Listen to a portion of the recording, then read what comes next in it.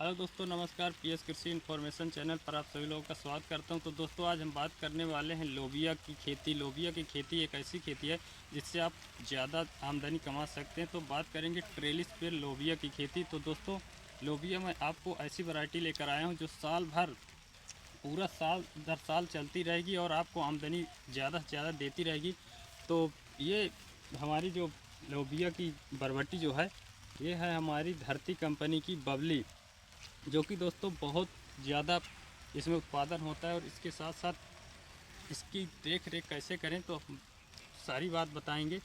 तो दोस्तों, सर्वप्रथम आपको 1 एकड़ के बारे में मैं बात करता हूँ। बीज की मात्रा लगभग 10 से 12 केजी आपको 1 एकड़ में लगेगी। और ट्रेलिस पर अगर आप खेती करते हैं तो क्यारी की दूरी लगभग 1.5 से 2 मीटर चाहिए और पौधे से पौधे की दूरी लगभग 2 फीट या 1.5 फीट पर रख सकते हैं। तो दोस्तों, आप इस प्रकार करके ट्रेलिस पर खेती कर सकते हैं। इसके लिए आपको बांस और तार की आवश्यकता होती है।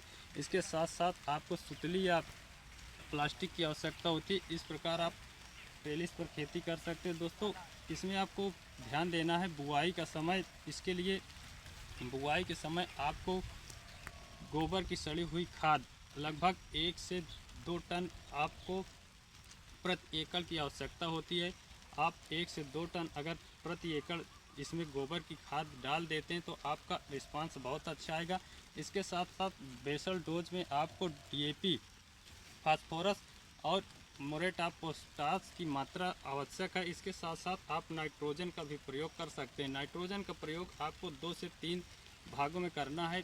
शुरुआती भाग समय में आपको 20 केजी देना है। इसके बाद लगभग 15 से 20 दिन के अंतराल पर आपको इसे निरंतर चलाए रखना है, जिससे आपकी जो इसमें फल फूल आए वो अच्छे उच्च गुणवत्ता वाले आएँ। इसके साथ साथ आपको ध्यान देना होता है दोस्तों कि मिट्टी आपकी कैसी हो।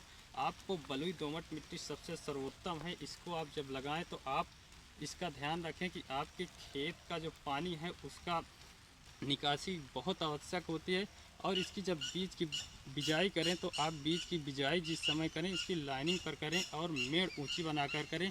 इन छोटी छोटी बातों को आप केयर करके आप अच्छी पैदावार ले सकते हैं। दोस्तों, इसमें हम रोग की बात करें तो इसमें मुख्यतः रोग होते हैं जो कि आपकी फसल को हानि पहुंचा सकते हैं। तो इसमें हम बात करते हैं मच्छर, काफ़ी ज़्यादा मात्रा में मच्छर लगते हैं। इसमें तना छेदक भी लगते हैं, जिससे आपको इन सारी दवाओं का प्रयोग करना है। इसमें उगता रोग भी आता है। अगर उगता रोग आता है तो आपको बीज बुआई के समय कार्बेंडाजिम या थाइमथाक्सा से आपको शोधित कर लेना है बीज को, जिससे आपके खेत में ये शिकायत ना आए। अगर आपको ज़्यादा दिक्कत और आती है आपके खेत में तो आपको इसमें स्प्रे करना आवश्यक होता है। इसके साथ साथ इसमें तना छेदक भी लगते हैं और फलियां भी छेदते हैं। तो इसके लिए आपको ह्यूमामैक्टिन का प्रयोग कर लेना है दोस्तों, या ट्राइकर का प्रयोग कर लेना है, जिससे कि आपकी जो फसल है वो भरपूर उत्पादन दे सके। इसमें आपकी तुड़ाई की बात करें,